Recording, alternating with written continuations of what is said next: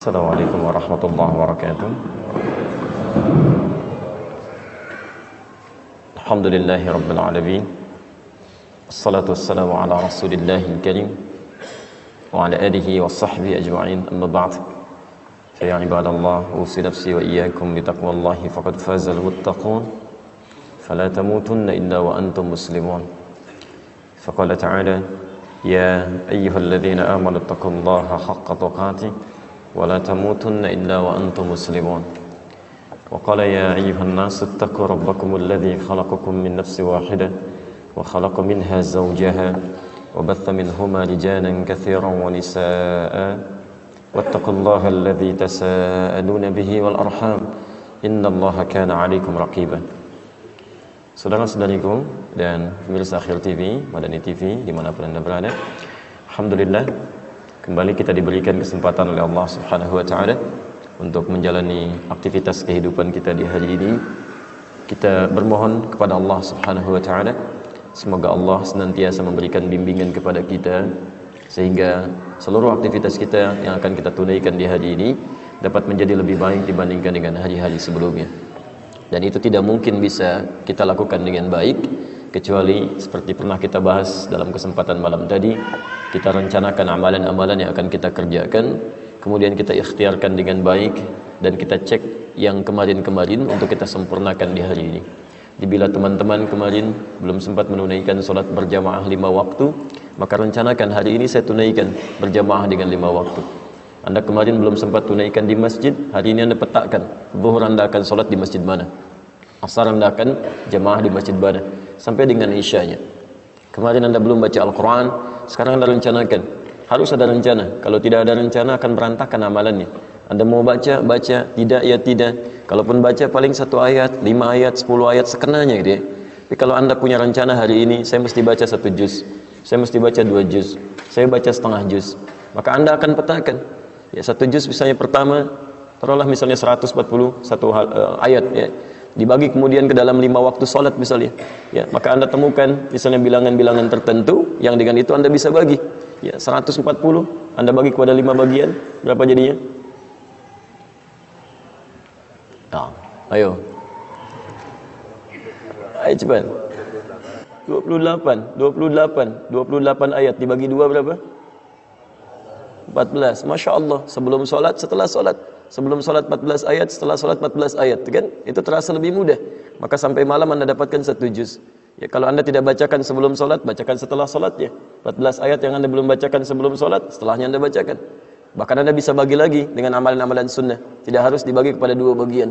Ada yang bisa Anda bagi sebelum duha, setelah duha, sampai malamnya. Dan itu indah gitu ya. Ya, 14 ayat berapa menit yang Anda investasikan untuk membacakan itu? Ya, Masya Allah. Dan semoga Allah Subhanahu wa taala memberikan kemuliaan kepada kita dan kemudahan-kemudahan dalam merencanakan dan mengeksekusi amalan-amalan yang telah kita tetapkan itu. Teman-teman sekalian, alhamdulillah subuh ini diberikan nikmat kita oleh Allah Subhanahu wa taala. Jazakallahu khair. Menunaikan salat berjamaah. Semoga Allah menerima salat yang telah kita tunaikan dan kita teruskan dengan kajian kita hari ini yang temanya cukup menarik.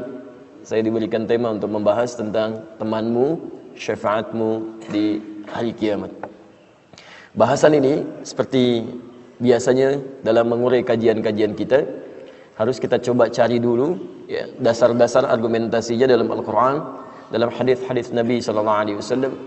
Ya, siapa yang dimaksud dengan teman di sini? Karena ada banyak jenis teman di dalam Al-Quran yang disampaikan. Kemudian Anda katakan temanmu syafaatmu. Apa itu syafaat? Jangan-jangan selama ini kita selalu bicarakan tentang syafaat, tapi maknanya pun belum kita pahami dengan baik ya. Baru kemudian di akhir kita coba satukan 2 kata ini sehingga dengan itu melahirkan kalimat teman yang bisa menjadi syafaat ya. Baik, kita memiliki waktu yang sangat terbatas di subuh ini, hanya 1 jam ke depan. Karena itu coba kita akan maksimalkan dengan baik, termasuk kalau ada waktu nanti tersisa kita coba bahas beberapa persoalan-persoalan yang mungkin nanti ditanyakan atau yang tadi malam yang belum sempat terjawab dari beberapa persoalan yang disampaikan. Baik, kita mulai dulu dengan bahasan kita. Saya akan sedikit lebih banyak berdiri ya, dan untuk bisa menuliskan sehingga bisa terlihat beberapa turunan ya. Bismillah.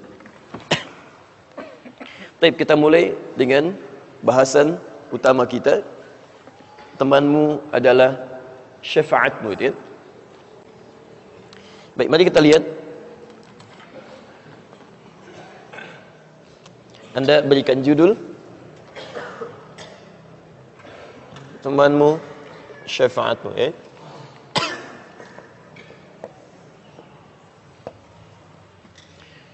Kita turunkan dulu pertama tentang uraian teman dalam Al-Quran dan hadis-hadis Nabi SAW.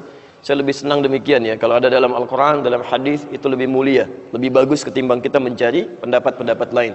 Karena apa yang telah Allah sampaikan, yang Nabi kemudian tafsirkan dari situ, itu yang terbaik ya, yang bisa kita jadikan acuan. Ini pertama. Kemudian kita turunkan yang kedua nanti pengertian syafaat, dan yang ketiga baru kita sambungkan dua makna ini. Bagaimana seorang teman bisa menjadi syafaat dalam kehidupan kita di akhirat nanti. Karena nanti ada banyak jenis-jenis syafaat yang bisa kita rencanakan, usahakan dari sekarang untuk bisa didapatkan. Ada syafaat nanti yang bisa datang dari para nabi ya, khususnya Nabi Muhammad SAW. Ada yang nanti juga syafaat diberikan dari kitab suci, khususnya Al-Quranul Karim ya. Ada nanti syafaat yang datang dari amalan-amalan kebaikan kita. Ada nanti syafaat yang datang dari teman-teman sekitaran kita, dan puncak syafaat adalah rahmat Allah Subhanahu wa taala yang diberikan langsung kepada hamba-hamba terpilih. Quran surah ke-3 ayat 103. Posisi paling kanan ke atas, agak sedikit ke tengah. Cukup panjang ayatnya. Lihat. Kalimat yang kelima ini dibuka dengan kalimat yang khusus, beda dengan sebelum-sebelumnya. Kalau sebelum-sebelumnya cuma uraian yang ini tidak. Wa'tasimu bihablillahi jami'a wa la tafarraqu. Awas, hati-hati. Awas, wa'tasimu bihablillahi jami'a. Berpegang teguhlah pada ketentuan Allah semuanya. Ayo, wa la tafarraqu, jangan berpecah belah. Jangan terpecah-pecah.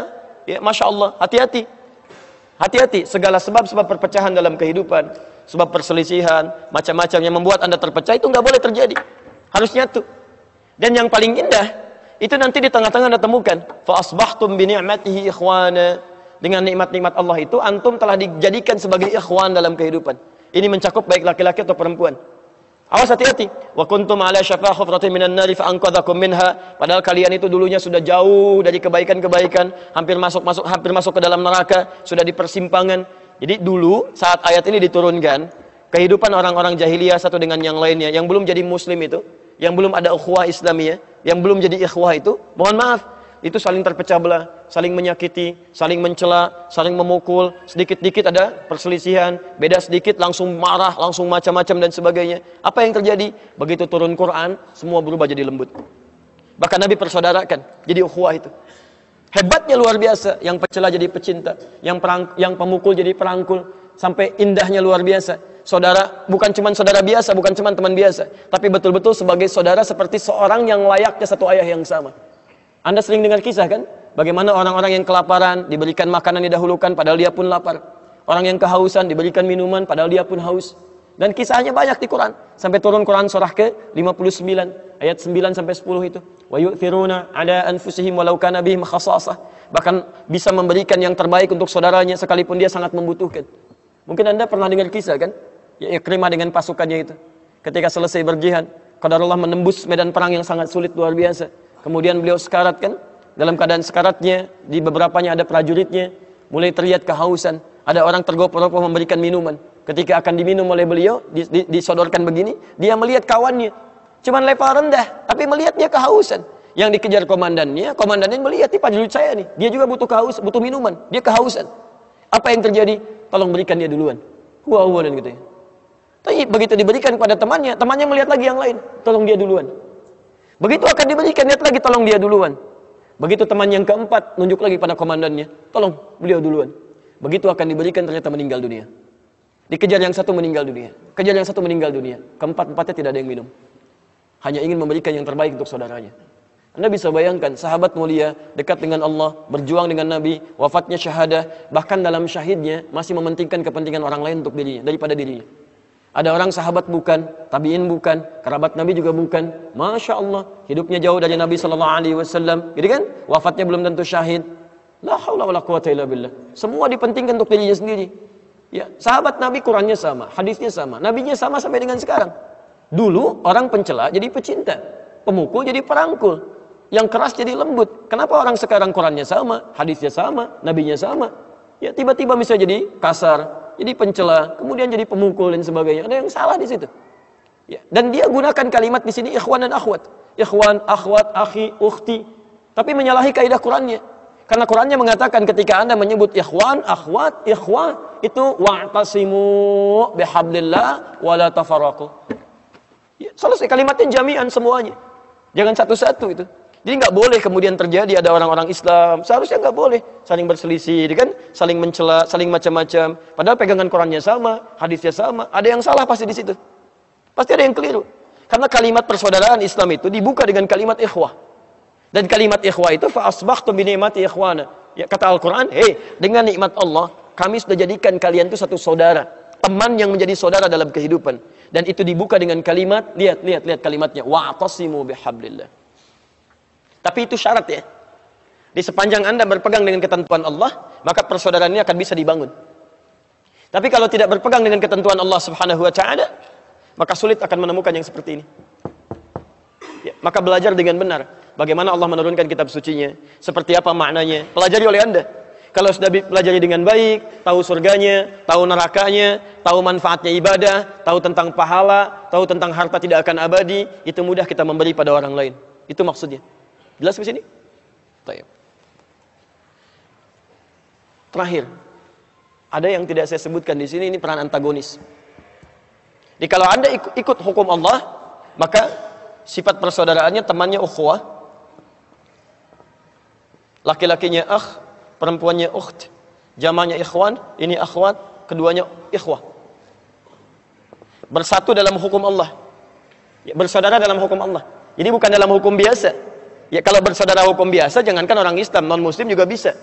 Tapi orang-orang yang disebut ikhwah ini, walaupun dia dekat, sering membantu, baik, tapi tidak mengabaikan hukum-hukum Allah Subhanahu wa taala. Jelas di sini? Jadi ketika temannya datang, dia mau jamu, bukan karena dia mau datang, tapi karena Allah perintahkan. Ketika dia mau memberi, bukan karena dia butuh, tapi karena Allah perintahkan. Paham sampai sini? Ini yang dimaksud dengan ikhwan, dengan nikmat Allah Subhanahu wa taala. Maka kalau sudah seperti ini hidupnya nikmat. Ada yang kedua, hati-hati. Dekat juga hubungannya, tapi kedekatannya tidak dibangun dengan hukum Allah, tapi dibangun dengan syahwat yang mengikuti was-was ataupun bisikan-bisikan setan. Maka oleh Al-Quran diistilahkan pertemanan ini dengan nama qarinun, jamaknya qurana. Oh, hati-hati. Qarinun, jamaknya qurana.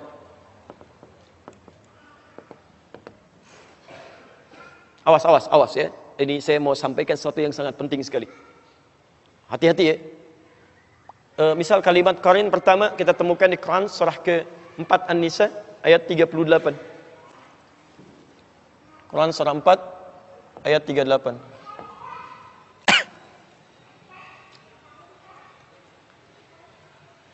Sudah? Wa may yattakhidhish syaitanu lahu qarinan fasa'a qarina. Ya. Quran surah 4 An-Nisa ayat 38. Posisi paling kanan sebelah atas.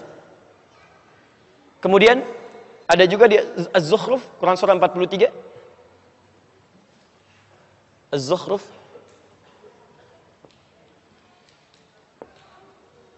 dari ayat 34 sampai ayat 36. Qurana itu ada di Quran surah Fussilat. Fussilat ayat 25. Ini jamaknya Qurana, Quran surah Fussilat ayat 25.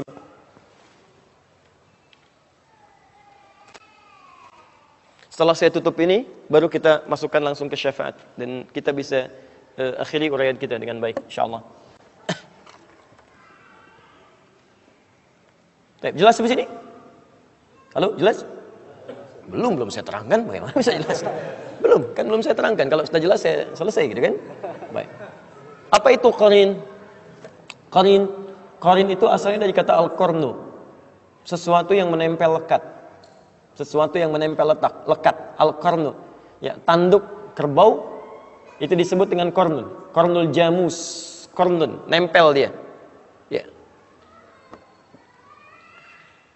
Kalau ada teman yang selalu lekat memberikan pengaruh gitu kan, sampai nempel betul, nggak mau terpisahkan.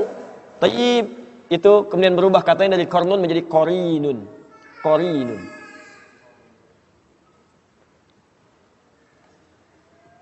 Nah, ada orang-orang yang menjadikan setan sebagai teman dekatnya, dan setan nggak mau berpisah dengan dia. Hati-hati ya. Makanya nanti kenapa setan disebut dengan korin? Karena setan itu selalu pengen lekat dengan manusia seperti tanduk nempel pada kerbau. Ya, dia dekatin terus dan selalu membisikkan yang buruk-buruk. Ya, yang buruk-buruk, memberikan was-was macam-macam, ya, dan sebagainya. Dan menariknya, ada orang-orang yang secara dia tidak sadar nih. Dia tidak sadar, dia menjadikan pengaruh-pengaruh setan sebagai bimbingan untuk melakukan aktivitas. Tayyib, kalau pada yang nampak jelas haramnya, barangkali itu mudah dihindari. Ya, setan katakan, misal ya, sedang adzan berlangsung, Allahu Akbar, Anda diajak untuk berlaku maksiat, bisa kan? Lakukan ini, Anda bisa mudah tolak itu. Tapi yang tidak mudah untuk dilakukan adalah, awas, ketika dia mulai menggoda masuk pada wilayah agama. Apa diantaranya? Misal, saya berikan beberapa gambaran. Quran, surah ke-18, ayat 103 sampai 104. Posisi paling kiri di pertengahan. Awas, disebut dengan dhalla sa'yuhum fil hayatid dunya wa hum yahsabuna annahum yuhsinuna sun'a. Ada orang-orang yang tersesat dalam amalannya saat hidup di dunia, dan dia mengira dia sedang melakukan kebaikan. Jadi ada orang yang digoda oleh setan, godaannya ini, mohon maaf ya, bukan pada aspek dunia, tapi masuk pada aspek urusan-urusan agama, tuntunan syariat. Misal, ya, Anda didorong untuk umrah berkali-kali, haji berkali-kali misalnya kan, padahal di sekitaran Anda ada orang-orang yang sangat membutuhkan, ya, ada orang fakir yang kehilangan mata pencahariannya, ada orang yang putus sekolah, ada macam-macam. Bahkan Allah tempatkan Anda di lingkungan yang memang butuh perhatian. Tapi Masya Allah, Anda jadikan itu sebagai kenikmatan. Berangkat lagi, kasih cerita lagi. Sementara di sekitaran Anda sangat mengharapkan dan berdoa kepada Allah, ya Allah, mudah-mudahan si fulan perhatikan saya. Hati-hati. Bila terjadi seperti demikian, orang-orang yang gemar melakukan ibadah dengan kesenangan dan lupa dengan sekitaran sebagai prioritas, itu bagian dari godaan setan. Hati-hati. Jangan-jangan antum sibuk umrah, sibuk haji hanya untuk kesenangan aja. Berangkat lagi ya. Itu setan sudah masuk. Termasuk menanamkan perselisihan, perpecahan, dan sebagainya. Ya, bahkan Nabi sampai mengingatkan, jangan sampai ada orang belajar, siapapun, orang yang belajar, man ta'allama ilman, siapa yang mempelajari satu ilmu, ya, la yuridu bihi, dia tidak meniatkan untuk pencariannya ini, ya, li ghairi wajhillah, selain kepada ridha Allah Subhanahu wa taala. Ya. Apa diantaranya? Ada yang belajar untuk mendebat orang lain, ada yang belajar untuk menjadikan dirinya hebat, ada yang belajar untuk dikenal, ada yang belajar untuk dinilai sebagai seorang alim. Kata Nabi, la yashtamu raihatal jannah, dia tidak akan pernah mencium bau surga. Hati-hati. Tidak sedikit orang-orang belajar hanya sekedar menampakkan, nih saya yang paling hebat dibanding dengan yang lainnya. Termasuk para ustadz juga, Anda harus sering doakan. Apa Anda kira mudah jadi ustadz? Tidak. Riaknya mungkin ada di situ. Ingin banyak dikenal dengan jamaahnya, tidak ingin terpisah dengan jamaahnya, tidak ingin kehilangan jamaahnya, tidak ingin kehilangan popularitas. Itu tidak mudah. Makanya Nabi ketika akan berdakwah, yang turun pertama itu ayat dakwah, fikih dakwah dulu. Silakan lihat begitu turun surah Al-Mudaththir itu. Lihat di asbabul wurudnya, asbabul wurud hadisnya, asbabun nuzul ayatnya. Ada di hadis Al-Bukhari, nomor hadis yang keempat, posisi paling kanan sampai dengan kiri ke sebelah atas, dari Jabir bin Abdullah. Ketika turun Quran surah Al-Mudaththir itu. Ya ayyuhal mudaththir, hei yang sedang berselimut, ya, Masya Allah, qum fa'anzir, sekarang mulai berikan peringatan. Apa kaidahnya? Wa rabbaka fakabbir, niatkan tulus untuk mengesahkan Allah, bukan yang lain. Ini artinya apa? Tidak sedikit orang-orang pendakwah yang ketika dia berdakwah niatnya bukan karena Allah, mungkin karena yang lain. Wa thiyabaka fatahhir, perbaiki penampilan. Wa rujza fahzur, hindarkan kata-kata yang buruk, yang kotor. Ya, betapa banyak orang-orang berdakwah menggunakan kalimat-kalimat kotor. Ada yang jorok, ada yang mengarang ceritanya untuk membuat orang lain tertawa. Tidak sedikit yang menjauhkan dari Allah.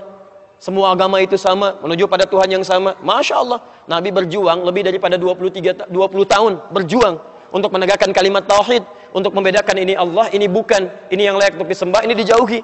Tiba-tiba datang orang membawa gelar tertentu, ya menyebut dirinya ustadz, macam-macam, mengatakan semua agama sama. Bahkan ada yang masuk ke tempat ibadah orang lain mencela saudaranya semuslim, mengatakan ini keindahan Islam. Anda siapa sebetulnya? Ini kan aneh. Ini keindahan Islam tapi mencela saudaranya di tempat ibadah orang lain. Kurang sehat barangkali orang itu. Terlampau lelah mungkin. Jadi ada yang salah teman-teman. Ada yang keliru gitu kan. Makanya coba cek. Ya, coba cek. Kalau Anda belajar pada sesuatu yang membuat Anda jauh dari agama, termasuk nanti lihat ayat itu akan turun deh. Akan turun ya. Termasuk ada orang yang dikaburkan dalam urusan agama, dia merasa benar padahal banyak salahnya. Ya, banyak salahnya. Saya berikan gambaran sederhana ya. Ketika Anda belajar Islam, tapi tidak membuat Anda tenang pada kepribadian Anda, itu ada yang salah di situ. Pasti ada yang salah. Anda belajar Islam, tapi semakin jauh dari Allah, nggak tenang, atau sibuk mikirin orang lain misalnya, itu pasti ada yang keliru. Ya surga sendiri aja belum jelas, udah mikirin orang lain. Ada yang fatal di situ. Nah, itu yang disebut dengan qarin. Nah, sekarang kita kembalikan, saya akhiri di sini. Siapa teman yang bisa memberikan syafaat? Dari semua teman ini, yang 5 ini, selain itu yang 1, siapa teman yang bisa memberikan syafaat? Halo? Saya ulang, siapa teman yang bisa memberikan syafaat? Wallahu alam nggak ada di sini, cuma 5 ini. Baik. Nah, mari kita lihat ya. Di antara teman yang bisa memberikan syafaat, coba kita hapus dulu sebentar ya. Baik. Boleh saya hapus yang ini? Alhamdulillah. Saya berakhir di sini, kita ambil hadis sekarang ya. Hadis riwayat Muslim nomor hadis 183 dari sahabat Abu Sa'id Al-Khudri. Dan kita berakhir di sini. Radhiyallahu taala anhu. Sudah? Sekarang perhatikan. Ini tafsir dari Quran surah ketiga ayat 103. Ini tafsirnya. Kalau Quran surah 3 ayat 103, mana yang disebutkan di antara kelima ini? Apakah zamil, sadiq, sahib, karim, atau ikhwan? Ikhwan. Quran surah 3 ayat 103, posisi paling kanan dari sebelah atas sampai dengan ke tengah. Fa asbahtum bi ni'matihi ikhwana. Bukan ashab, bukan kurama, bukan asdiqa, tapi ikhwan. Ini poinnya. Yuk, sekarang kita lihat tafsirnya. Itulah sebabnya nanti banyak dipopulerkan panggilan ikhwan, akhwat, ikhwah, akhi, ukhti. Sebetulnya sasarannya ini. Ini poinnya. Ya. Bismillah. Qala Rasulullah sallallahu alaihi wasallam, bersabda Rasulullah sallallahu alaihi wasallam fi ma rawahu Abu Sa'id Al-Khudri, pada hadis yang diriwayatkan oleh sahabat Abu Sa'id Al-Khudri radhiyallahu taala anhu, qala, beliau menyampaikan, qala Rasulullah sallallahu alaihi wasallam bersabda, lihat kalimatnya, bima makna. Lihat, saya langsung ke ujung hadisnya saja karena ini cukup panjang sekali. Hatta idza khalasal muslimuna, hatta idza khalasal mu'minuna minan nari. Sampai ketika orang-orang beriman diselesaikan urusannya dari neraka. Maksudnya hisab. Ya, saat dihisab dan dipisahkan nih, orang beriman semua sudah masuk surga, sudah siap masuk surga semua. Ya. Yang buruk-buruk masuk neraka, dah masuk ke neraka. Jadi kalau amalan Anda misalnya 50,001%, Masya Allah, maka Anda masuk ke dalam surga insya Allah. Lebih banyak amal baiknya. Tapi kalau amalan jelek Anda misalnya 50,001%, amal baiknya 49,99, masuk ke mana? Ke neraka. Walaupun cuma 0,01%. Yang jadi masalah sekarang 50%, amal baik 50, amal jelek 50. Masuk ke mana? Taib. Nah, itu belum ke surga dan tidak ke neraka. Lihat kalimat saya, belum ke surga, tidak ke neraka. Disimpan di tempat yang tinggi, yang bisa teramati keduanya. Bisa melihat ke surga, bisa terdengar jerit neraka. Kalau lihat udah nggak tega, udah nggak kuat ke neraka. Terdengar jerit neraka. Ya, itu disebut dengan A'raf namanya, tempat tinggi yang bisa melihat keduanya. Disebut A'raf. Ya, makanya ada Quran surah Al-A'raf, Anda baca dari ayat 45-nya sampai dengan ayat ke-50-nya. Ada ashabul a'raf yang belum ke surga dan sangat ketakutan mendengar jerit-jerit neraka sehingga ingin mengharapkan rahmat Allah Subhanahu wa taala. Dia akan ditempatkan di situ di tengah-tengah nanti sampai selesai hisab. Begitu selesai hisab, dia memohon rahmat Allah, diberikan rahmat Allah, baru kemudian dimasukkan ke dalam surga. Kalau hisabnya misalnya berlangsung selama sehari, maka 1000 tahun dia nunggu di situ. Tayyib. Hatta idza khalasal mu'minuna minan nar. Sampai ketika orang-orang beriman itu ya, mulai diselesaikan dari urusan nerakanya. Tayyib, sudah mulai masuk ke dalam surga. Ini sudah selesai, mau masuk ke dalam neraka. Dan dimasukkan, masuk semuanya. Apa yang terjadi? Ma minkum min ahadin bi ashaddi munashadatan lillahi fi istiqsa'il haqqi li ikhwanihi tayyib minal mu'minin lillahi minal mu'minin. Anda tidak akan temukan pada saat itu situasi saat orang-orang beriman akan masuk ke dalam surganya. Sementara yang neraka sudah dihukum di situ, sudah banyak yang dihukum, sudah macam-macam masuk. Ini sudah mulai mau selesai, tiba-tiba ada orang-orang yang mengadu kepada Allah Subhanahu wa taala, memohon dengan sangat. Nabi katakan, Anda tidak akan pernah temukan orang yang paling banyak kuat permohonannya kepada Allah, memelas dengan tulus. Asyaddu munasyadatan. Munasyadah itu sesuatu yang dimohonkan dengan sangat. Ya Allah, mohon ya Allah. Mohon ya Allah. Fawalladzi nafsi biyadi, sampai Nabi berkata, maka demi Allah yang jiwaku ada di tangannya. Ini Nabi bersumpah dengan jiwanya. Tidak pernah ada kalimat dalam hadis, ya, kalimat seperti ini kecuali menunjukkan itu sangat serius. Ingat, sangat serius. Dan ada sesuatu yang penting di dalamnya. Nabi serius menyampaikan ini. Kita jangan anggap bercanda gitu kan. Falladzi nafsi biyadi, maka demi jiwaku yang ada di tangan Allah Subhanahu wa taala, yang bisa diwafatkan kapan saja. Lihat kalimatnya. Fayaqulu, maka mereka berkata, fayaqulu, maka mereka berkata, ya Rabbuna, wahai Rabb kamu, wahai Rabb kami yang tengah merawat kami di dunia, memberikan kecukupan, memaafkan kami, mengampuni kami dan memberikan nikmat surga sekarang. Wa ya Rabbuna, ya Rabbuna, wahai Rabb kami, hum ashabuna, mereka ada di antara teman-teman kami. Dalam kalimat yang lebih kuat, kalimat yang menggunakan ikhwan, kata ikhwan, hum ikhwanuna. Hum ikhwanuna, mereka saudara-saudara kami ya Allah. Hum yasumuna ma'ana, ada orang-orang yang berpuasa bersama kami saat di dunia. Yusalluna ma'ana, kanu yusalluna ma'ana, mereka salat bersama kami saat di dunia. Jadi tiba-tiba ada sekelompok ikhwan yang datang kepada Allah, yang kehilangan saudaranya. Kok nggak ada di surga gitu kan? Ketika dia mau berangkat. Padahal dua punya cita-cita yang sama dan sebagainya, tapi karena bekalnya tidak cukup, sebagian ada yang masuk ke dalam neraka. Tiba-tiba mengatakan kepada Allah dengan permohonan yang sangat, ya Allah, saya kehilangan saudara saya. Ya Allah, saya kehilangan saudara saya. Ya Allah, dulu kami puasa sama-sama. Ya Allah, dulu kami sholat sama-sama. Ya Allah, dulu kami ibadah sama-sama. Ya Rabb, kami tidak temukan dia di sini. Ya Allah, mohon, terus mohon. Sampai ketika puncak pada permohonannya, tiba-tiba Allah berfirman, akhriju man araftum. Hei para malaikat, keluarkan orang yang dikenali oleh orang-orang ini, yang disebutkan tadi. Keluarkan mereka dari neraka. Tiba-tiba dikeluarkan. Bertemulah orang-orang ini dengan temannya. Sampai Allah kemudian dengan rahmatnya katakan lagi, akhriju man kana fi qalbihi mithqala dzarratin minal iman. Keluarkan sampai yang ada titik terkecil iman dalam hatinya, keluarkan dari neraka. Bahkan hadis ini ada di Al-Bukhari nanti, ya ada di Al-Bukhari nomor hadis ke-14, posisi paling kiri sebelah bawah, ya, tayyib. Sampai mereka kemudian dikeluarkan dalam keadaan gosong, sudah mulai terbakar habis dan dimasukkan ke dalam surga kemudian. Setelah selesai hisabnya di dalam nerakanya, dikeluarkan dari situ. Jadi ada orang-orang yang dengan syafaat temannya bisa keluar dari neraka, masuk ke dalam surga. Ada yang sama sekali tidak membantu itu. Ya, dosa-dosa yang begitu besar tidak bisa keluar dan kekal dia di dalam neraka. Walaupun dia merasa beriman kepada Allah, tapi digugurkan keimanannya dengan ibadah-ibadah yang melanggar ketentuan Allah, seperti syirik dan sebagainya. Tapi poinnya adalah tiba-tiba ada segolongan teman yang memohon kepada Allah Subhanahu wa taala, ya Allah, kami puasa sama-sama, kami ibadah sama-sama, kami sholat sama-sama ya Allah, cuman saya nggak temukan dia di sini. Itu indah. Nah, permohonan sesuatu untuk melengkapkan pada yang kurang disebut dengan syafa' namanya. Pelengkap yang kurang disebut dengan syafa'. Makanya di tarawih itu ada sholat syafa'. Antum sholat 11 rakaat, 2 rakaat penyempurnanya yang ke-10 disebut dengan syafa', 1 rakaat akhirnya disebut dengan witir.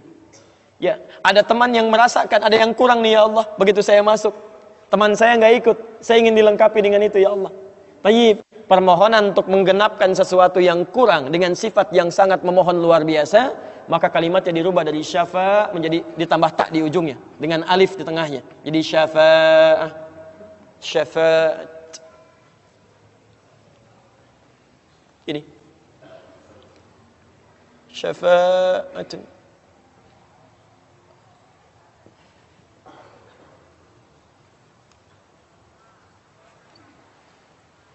Permohonan untuk mendapatkan kelengkapan nikmat. Permohonan untuk mendapatkan kelengkapan nikmat yang belum didapatkan. Baik. Saya mau akhiri ya, karena ini sebenarnya tidak banyak bahasannya. Siapa orang-orang ini? Itu yang disebut dengan ikhwan. Makanya ketika ayat Qur'annya mengatakan wa kuntum ala syafa hufratin minan nari fa anqadhakum minha. Dan kalian sudah ada bahkan yang sudah mau di bibir neraka itu. Karena ketika diangkat itu oleh Allah Subhanahu wa taala dengan perintahnya, ya diperintahkan oleh Allah. Taib, dalam bahasa hadisnya ada yang diangkat baru neraka itu masuk ke kakinya sampai ke betisnya. Ada yang sudah masuk sampai ke punggungnya. Ada yang sudah ke lehernya dan ada yang sudah tenggelam di dalamnya. Taib. Jadi ada yang baru di bibir neraka diangkat. Ada yang baru sudah mau masuk ke neraka diangkat. Ada yang sudah tenggelam diangkat. Jadi macam-macam. Ya fa asbahtum bi ni'mati ikhwana. Siapa yang bisa mengangkat itu semua? Di antaranya Allah berikan nikmat kepada Anda dengan dapatnya ikhwan-ikhwan dalam kehidupan. Cuma itu yang bisa menolong Anda di hari akhirat, teman-teman terbaik selain syafaat-syafaat yang lainnya. Ada orang mendekat kepada Al-Qur'an, ada orang sering bersalawat kepada Nabi, ada orang mendekat pada hukum-hukum Allah. Ada orang-orang yang belum bisa maksimal menunaikan itu semua, dia cari teman-teman yang soleh yang menunjukkan pada kebaikan-kebaikan. Bukankah sering Anda dapati seperti itu? Mungkin Anda bersahabat dengan teman yang tingkat ibadahnya jauh di atas Anda. Anda masih sibuk dengan urusan dunia, tapi masih menunaikan sholat, masih puasa. Tapi karena kesibukan dunia Anda, Masya Allah, kurang bekal ibadah Anda. Tapi beruntungnya Anda dengan punya teman yang soleh, berjamaah dengan imam yang soleh, puasa dengan dia, buka sama-sama, kadang sering ikut-ikut misalnya dalam ta'limnya, dalam macam-macamnya. Masya Allah. Maka tiba-tiba ketika Anda dikenal oleh dia, diingat oleh dia, di akhirat nanti tidak ditemukan Anda. Ya Allah, dia kawan saya ya Allah. Dia teman saya ya Allah. Dia saudara saya ya Allah. Kami pernah ta'lim sama-sama ya Allah. Kami pernah puasa sama-sama ya Allah. Kami pernah sholat berjamaah sama-sama ya Allah. Mohon jangan pisahkan ya Allah. Jangan pisahkan. Pertanyaan, sudahkah Anda punya teman seperti itu? Yang bisa menolong dalam kebaikan? Kalau belum temukan, cepat cari, mumpung masih hidup. Sebab kalau sudah kehidupan itu berakhir, tidak mudah untuk menemukannya. Maka pastikan di kantor Anda, teman Anda bisa membawa Anda ke surga. Pastikan di rumah Anda, pasangan hidup Anda adalah teman yang bisa membawa Anda ke surga. Pastikan di tempat kehidupan Anda, siapapun tetangga Anda, kerabat Anda, teman-teman sekolah anak Anda adalah teman yang bisa mengingatkan dan membantu Anda untuk mencari Anda bisa masuk ke dalam surga. Dan saya mohon pada Anda semuanya, tolong ingat gini ya, baik-baik. Kalau nanti di akhirat Anda tidak temukan saya di surga, tolong ingatkan kepada Allah, saya pernah ada di sini. Saya pernah ada di sini. Tolong ingatkan. Kalau antum di akhirat nanti tidak temukan saya di surga, tolong ingatkan. Ya Allah, mohon ya Allah, Adi Hidayat pernah mengajar saya dan mengingatkan saya di sini. Ya. Subhanakallahumma wa bihamdika asyhadu an la ilaha illa anta astaghfiruka wa atubu ilaik. Wa akhiru da'wana alhamdulillahi rabbil alamin. Assalamualaikum warahmatullahi wabarakatuh.